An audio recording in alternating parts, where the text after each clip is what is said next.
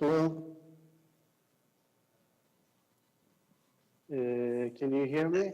And they will still be able to vote separately in the ballot boxes.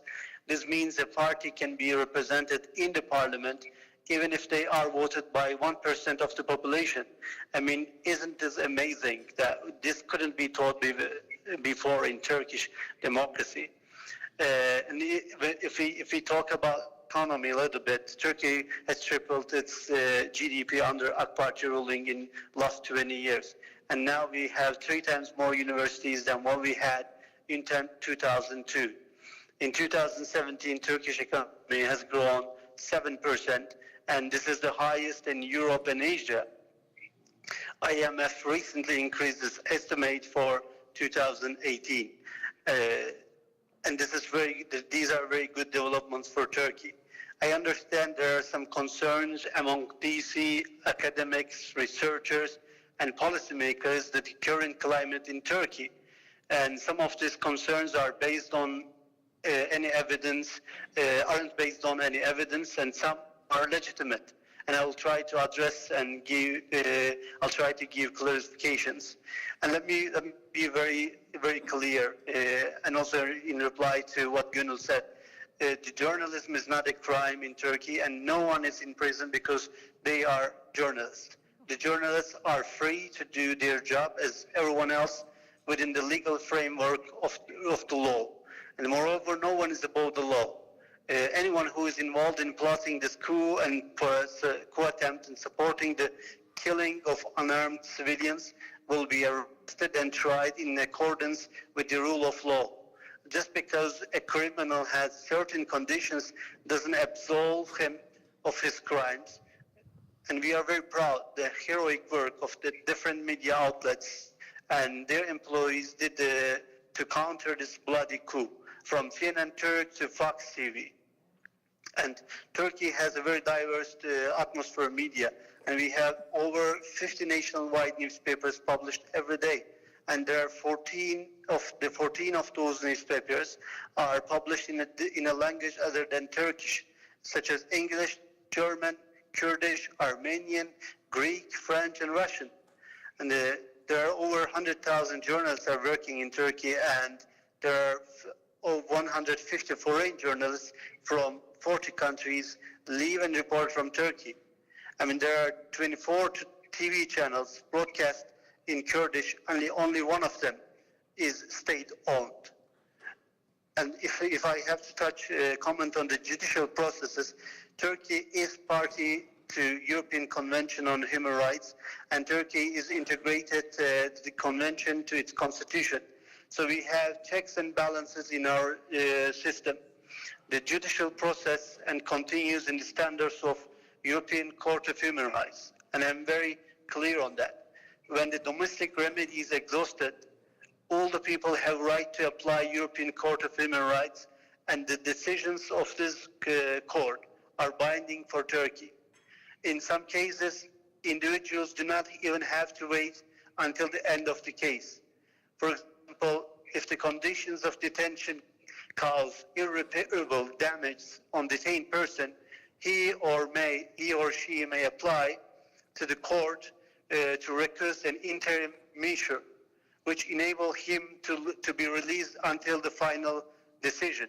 And there are 27 applications in this category, and 24 of them are rejected, while 3 of them are still pending decision. European Court of Human Rights finds the conditions of prisons are in convention standards. Yes, there are problems in judicial system, but let me make it clear that we had to revoke the positions of almost 4,000 judicial personnel because they have links with Gülenist group, and this group has fabricated the evidences to remove the leftist and liberal army generals from the army with their so-called case Ergenekon to open up space for themselves so they are able to carry out a coup attempt. When you are having such a trauma in your state, obviously things are slower than usual. And it's not easy to recruit new members to the judiciary when you have massive number of cases ongoing at the same time. We accept that this is a challenge for our judiciary, and we are working hard to ensure the fairness of these trials and judicial proceedings. However, one must accept that despite these big challenges, Turkish judiciary on its own duty with its checks and balances. For example, when we are now in state of emergency and we have formed a state of emergency commission that's made it possible for state of emergency presidential decrees to be taken to court and challenged by judiciary. This was not possible before this commission, but we wanted, our own government wanted that every person whose right has been violated because of the presidential decree should be able to appeal to higher Turkish courts, constitutional court, and even at the end to the European Court of Human Rights. Of course, there are a lot more to discuss on the current situation in Turkey. I don't know how much time I have, but if you will have more questions, I would like to reply and touch the points of the U.S.-Turkey relations in Trump era, and I'm happy, and I'll try to do my best to answer all questions. All right, well... Okay, thank you very much, Harun. Can you still hear us now? Yeah, I still you. Okay, very good. So Asma is going to moderate the Q&A, so okay. Go ahead, Asma. All right, well, we've listened to 3 of our speakers, and I'm sure their comments have engendered a number of questions and comments on your part.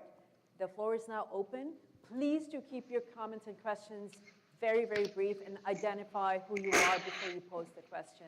I saw so many hands shoot up, so I'm going to go to this table. Dana, you're up.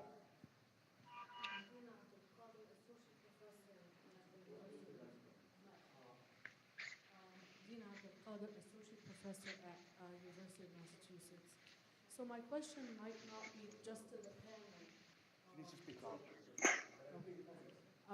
It is not just for the panel. It might be just a question to throw around. Obviously, I'm very much a humanitarian and very much against anything that violates human rights. However, there's a very difficult equation here. For people who are struggling in the Middle East to democratize, there are leaders who are put in a constant juggle between maintaining power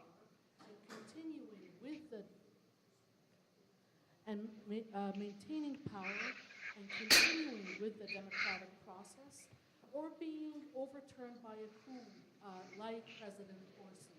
So the question here is, when you are faced with domestic challenges, when you are faced with regional challenges, when you are faced with international challenges, how does a ruler maintain their power without violating those basic needs? How does the project continue if it's disrupted by all those factors? Thank you. Why don't we cluster some of the questions? So I think the gentleman next to Dana, you were up, the lady in the green, and Nadir. We'll take these 4, and then we'll take another round of questions. Go ahead. Very much. Mujib Khan, UC Berkeley. Can you hear me? Yeah, hold it as close as you can. Okay. I hope you can hear me, or I'll try to shout. Thank you. This is a very fascinating discussion.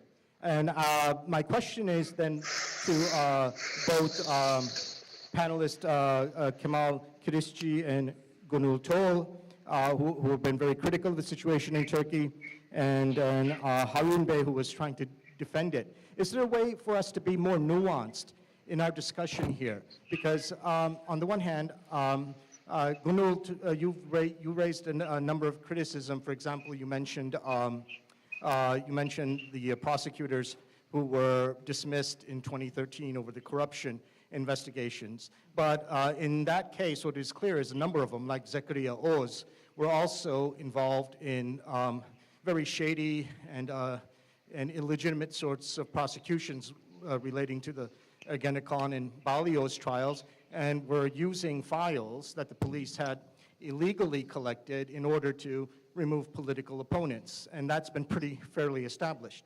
Can I ask you to get to your question? Okay, so sorry. So in that case, and then in the case of, you mentioned Syrian Kurds and so on, the YPG has not been in any sense really a democratic movement inside Syria. So, and then for Harun, I would ask, my question is, there are a number of people prosecuted in Turkey, like Şahin Alpay, Nazli Ilicak, now in Cumhuriyet, Murat Sabuncu, and Ahmet Şık. These people were very critical, for example, of what the Gulenists were doing. And the charges against them are based on guilt by association. So you do have a legitimate right to prosecute people who are involved in illegal or violent activities. But what about people who are just being prosecuted in Turkey for expressing their opinions? Okay. The lady in the green. Marina Ottaway with the Wilson Center. Both the speaker, Jamal Khashoggi, and Gonul mentioned the fact that it's important for Western countries to keep up the pressure, not to give up on democracy promotion. And I totally share the feeling and the sentiment, but I have some real doubts about what can be done effectively, because it seems to be that democracy promotion falls into three different categories. One is the pious exhortation, I would say. You know, you have to be more democratic, et cetera, et cetera. The second one is the kind of democracy promotion projects that various countries have been funded, but very frankly, I don't think that they have made much difference. They have created a lot of NGOs, but they have not really been terribly effective. And then the third category is that of imposing sanctions. You know, punishing countries that are not making any progress. And what I'd like to ask of you all is, what is it what is it that you want the West to do in order to show that they are not giving up on democracy? Okay, thank you. Actually, I'm going to ask our panelists to respond to these three questions, and we'll do a very brief second round of questions. May I also pose a question to Harun Bey? Yeah. Okay. So I would like to read the teacher's full remark, who is now in jail with her 6-month-old baby. So these were the things that she said on TV, and that's why she was charged. These were her exact remarks. So she said, "Are you aware of what's going on in the country's east? What's happening here is misrepresented on TV. Don't stay silent. Please show more sensitivity as human beings. See us, hear us, and give us a hand. I'd like to address the teachers who have abandoned their students. How are they going to return here? How are they going to look those innocent children in the eye? What a pity. Don't let people die. Don't let children die. Don't let mothers cry." So I would really like to hear from Harun Bey what he thinks about these statements and what he thinks about this woman being in jail with her baby. Okay. So in response to the three questions that were posed, Kemal, do you want to take? Very good questions. I wish we had time to go into the details of it. Dina raises a difficult question. How do you maintain power and at the same time continue with reforms while you face a coup attempt? And Khan asked a very specific question, naming a prosecutor, Zakaria Öz. To me, the two are connected.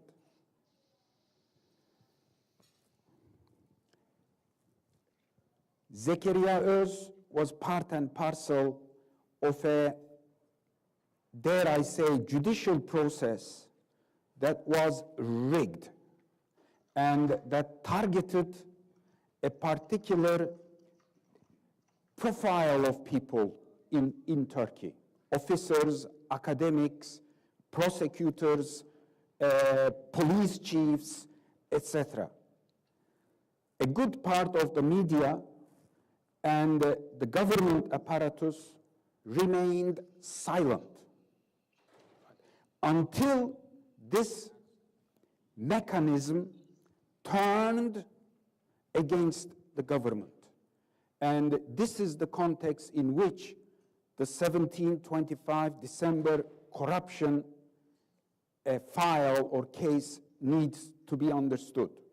It clearly was an attempt at a coup, an attempt to change government by extra democratic means ahead of a local election in March 2014. And this mechanism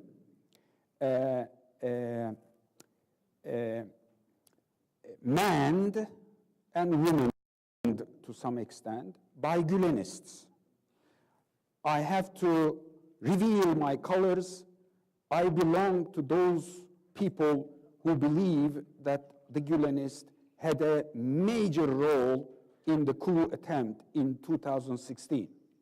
However, I would like to leave an element of doubt and let history for us to reveal the details of what actually happened in July 2016. However, those officers, those diplomats, and those teachers, those judges and prosecutors who were in the system made their way into the system as the government opened the doors for them. Right? My students or our students at Boğaziçi University couldn't make it into the Ministry of Foreign Affairs because a law had been adopted in 2010 that introduced a new type of multiple choice exam, whose keys we discovered since the end of, since the coup attempt, the keys to the questions were handed over to students who were close to the Gülenist or other places. Now, Turkey and the government and AKP faces a huge challenge to look in the mirror and recognize responsibility for what happened. As long as there is no effort to look into the mirror and face responsibility, there will always be this awkwardness that is also captured in the movie on Death of Stalin, when the Politburo gets together and says, we were misled. When Şahin Alpay, facing the court, said, I was misled, why is it that I'm being kept in detention at the age of 80 with all kinds of health ailments? And others who can get away by saying, we were misled. This is the challenge that Turkey faces. AKP did a brilliant job in the 2000s and liberated Turkey from its ailments from the 1990s, extrajudicial executions, detentions, torture, etc., etc., emergency rule, and now we are back in a situation where the Turkish Republic is going to have its first ever election held under emergency rule across the country. Will that election be free and fair? The OSCE, the Organization of Security and Cooperation in Europe, publishes reports after every election on the basis of the monitoring they did. I invite people to go and look at those reports for the 2015 elections, as well as the constitutional referendum in April 2017. Turkey has a challenge ahead of it. I don't know if I was able to answer all the questions. Marina, you have tough questions. Time is limited. I don't want to monopolize this, but I do want to go back to the question what the West can do effectively. There was references made to the European Court of Human Rights. To my utter relief, a lower court in Turkey that ignored a ruling by the Constitutional Court to do with Şahin Alpay's case, without going into technicalities, had to abide by the Turkish Constitutional Court ruling when the European Court of Human Rights intervened. I want to live in a Turkey where the lower court respects its own constitutional court or upper court rather than have to rely on the European Court of Human Rights. This is the kind of a citizen I want to be, but I wonder where we would be if the European Court of Human Rights wasn't there in the first place. Thank you. And I also want to go back to Marina's point. I think it's a fair point.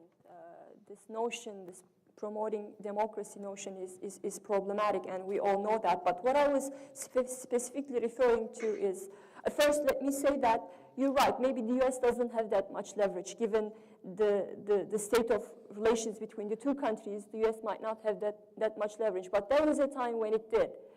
And instead of promoting a dialogue between the PKK, the Kurds, and the Turkish state, the U.S. turned a blind eye and treated Turkey's domestic Kurdish problem as just a domestic Kurdish problem and helped Turkey in its anti-terrorism efforts.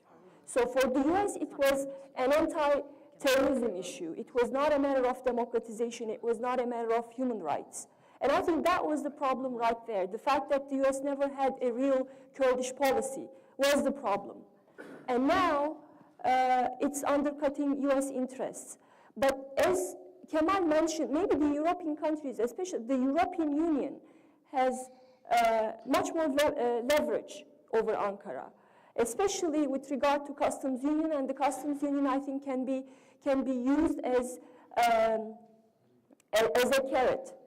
But the problem here is the Western world now resigned itself to the fact that it has a transactional relationship with Turkey. The European Union countries, they have their own reasons. They need Erdogan on board for the refugee issue, and the U.S., obviously, they want to have access to Incirlik Air Base, and they see Turkey from a very narrow perspective as an important partner in the fight against ISIS. So everything else is not a problem for the Western world. And I think that transactionality, looking at the relationship from a very transactional perspective, is very problematic. Because both for the US and European countries, what is happening inside Turkey is not just domestic politics. Turkey is not Saudi Arabia, it's not Egypt. It's a different country.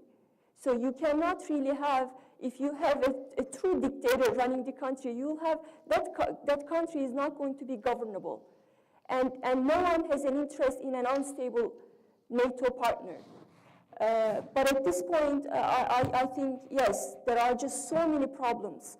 And there's a lack of vision and political will in Washington to engage Turkey and to address Turkey's domestic failings, democratic failings. And there are so many mixed messages coming out of Washington too. I mean, with regard to Erdogan, on the one hand, you have people like Michael Flynn promising Erdogan to hand over Fethullah Gülen.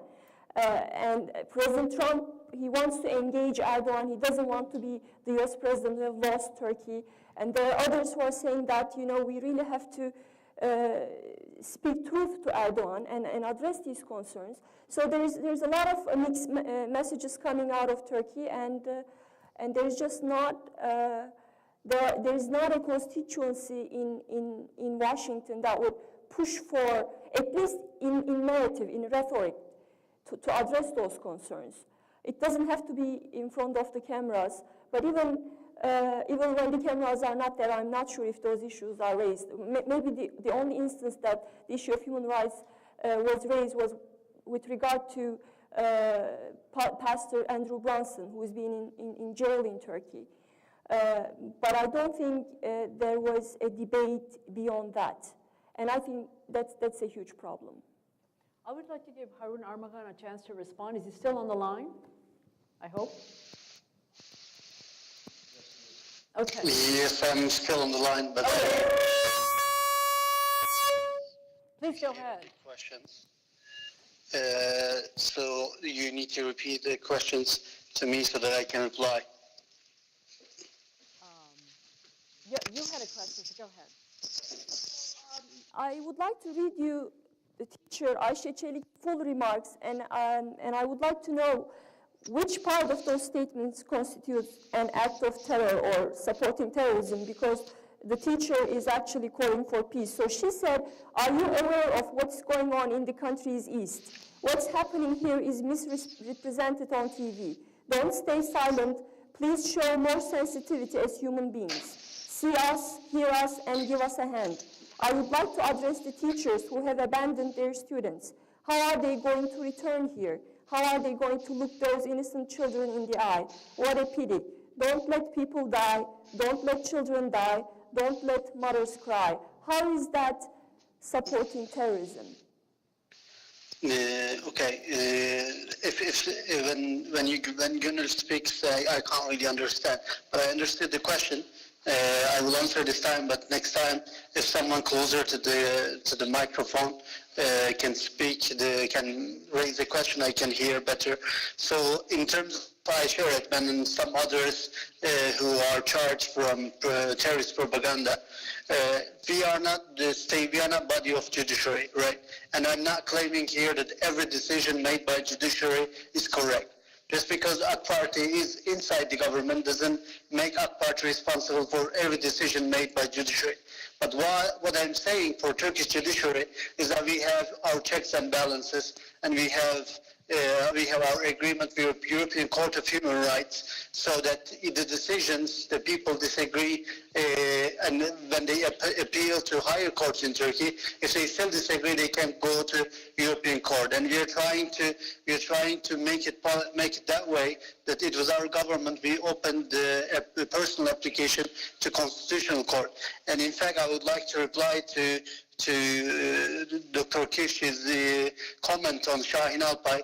When Constitutional Court made the decision about Şahin Alpay and the lower court didn't practice that, the lower court has right to make changes, but he may not comment, he may not do the change according to the interpretation of the higher court. But then the Constitutional Court of Turkey made a second decision after 1 week. If you are following me, the Constitutional Court made the second decision, said no, the decision has to be made this way, and then Şahin Alpay was released. So Şahin Alpay was not released from the decision of European Court of Human Rights, but Şahin Alpay was released after the second decision of Constitutional Court of Turkey. So still the checks and balances works for Turkey. And let's not forget that Turkey is now under fight of two terrorist organizations, ISIS and terrorist PKK. And we are fighting with those terrorist organizations, perhaps one of the scariest terrorist organizations and most dangerous terrorist organizations in our history. And unfortunately, we don't see the support that we would like to see from our allies. And maybe maybe a little bit answer to one of the questions. When the United States is supporting and providing arms to PYD, I'm sorry, this is a terrorist organization we are fighting, and at the same time, if our allies providing guns and support to this terrorist organization, just because this terrorist organization is fighting to another one, we cannot accept this. And the United States has promised us in the meetings very clearly and very openly to cut the support to PYD. And we are still seeing that the support is provided to PYD. Look, let me make a very honest comment. We have done a lot to make the United States and Turkish alliance to be much more stronger. And we have seen, like Kemal Kirisc mentioned in his speech, that AK Party is coming from a background of beleaguerage, that more people were more Islamist. And it was perhaps AK Party who convinced all those people that democracy and Islam can work together in Turkey. And we fight a lot for this. And we had a lot of criticism when we were trying to increase the relationship between Turkey and United States and European Union. And we tried so hard. And even at the times that we put so much effort with United States and European Union, we didn't see enough support from our allies. This is a very unfortunate fact that I can share. Even now with European Union, even though they have accepted terrorist PKK as a terrorist organization, they are allowing the supporters to make protests in Brussels, in the center of Europe. I mean, can you imagine ISIS supporters are making a protest in Brussels? Can you imagine that a political party leader from the US or members of Republican or Democrat Party going to funeral of an ISIS suicide bomber? I mean, we have seen those things in Turkey. And now when the legal proceedings are applied to those people, now the questions are raising about state of democracy in Turkey. I mean, whoever is jailed in Turkey for propaganda of terror would be happening the same thing in London, in Washington, if they were members of ISIS.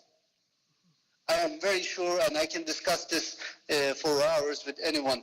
And I'm still saying that if there are wrong things in the judiciary, there might be things, something like this.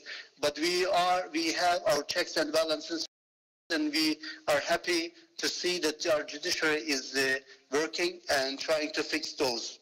Okay, thank you very much. I regret to say we have run out of time, so we cannot do another round of questions. But I do want to thank our panelists for their contributions to this very important conversation. So shall we have a show of hands for them, please? A round of applause.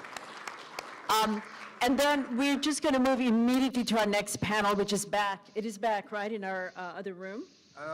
Just to save time, we're going to stay here for the next panel on Tunisia. And we'll go to the other, the final panel will be in the other room. So we're going to stay here for the next panel. But thank you very much for an excellent discussion. I wish Harun was here with us in Washington. He was supposed to be here until a few days ago.